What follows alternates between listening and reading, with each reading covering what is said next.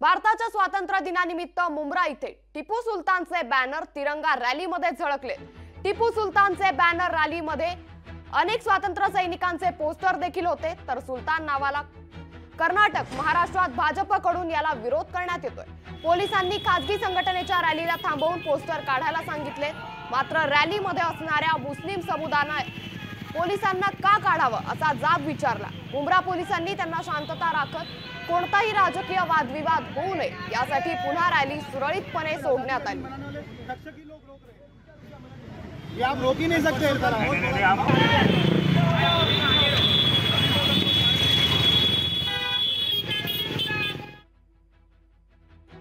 मुंब्रा असो आणि हे काही जिहादी विचाराचे लोक जे आज आमच्या राज्यामध्ये वळवळत आहेत, ज्यांना टिप्या सुलतान असेल किंवा औरंग्या असेल, त्यांना आधी त्यांचा बाप म्हणून त्यांना वाटतो।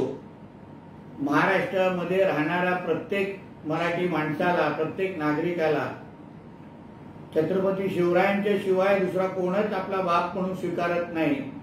म्हणून हे जे काही मोजके जिहादी जे काही मुंब्रामध्ये राहिलेले आहेत, काही महाराष्ट्रामध्ये कुठे कुठे वळवत आहेत, त्यांना योग्य वेळ ठेचण्याचा कार्यक्रम आम्ही हातात घेतलेला आहे। त्यांना लवकरच टिप्याकडे किंवा त्या टिप्याच्या कबरच्या बाजूला झोपण्याचं सगळं नियोजन आमच्याकडे तयार आहे।